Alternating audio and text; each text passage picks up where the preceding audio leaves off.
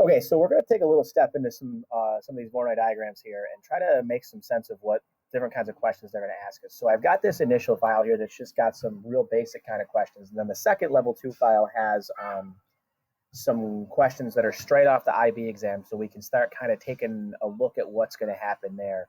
These seem to be pretty common IB questions. It's a new topic that got put in, so I would definitely be on the lookout for one of these to be there. The IB has certain topics that they always put on there. I have a strong feeling that this is going to be one of them because it's a very easy question to create from previous questions, and that's a lot of times what the IB will do on there. So these things, they have perpendicular bisectors. They split the space of a graph up into areas that are closest to points. So if I've got some points there, I draw perpendicular bisectors, and then if I draw them all in and I get little areas of the graph, it shows me what's closer. If you're not sure what I'm talking about, go down to one of the problems and I'll have a pretty good explanation.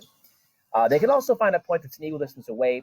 This seems to be less focused on the IB exam than I originally thought.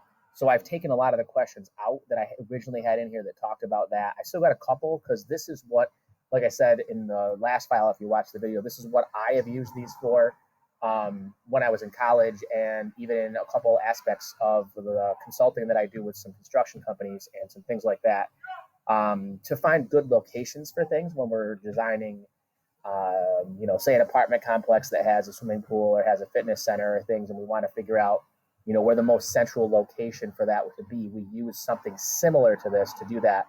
And that was my original thought when I saw these had gotten added to the curriculum, that was what they were going to focus on. And I wasn't right when I started looking at the actual questions off the IB exam. So take a look at these. They're really not that hard if you do some examples and kind of really pay attention to what's happening and kind of the layout of them.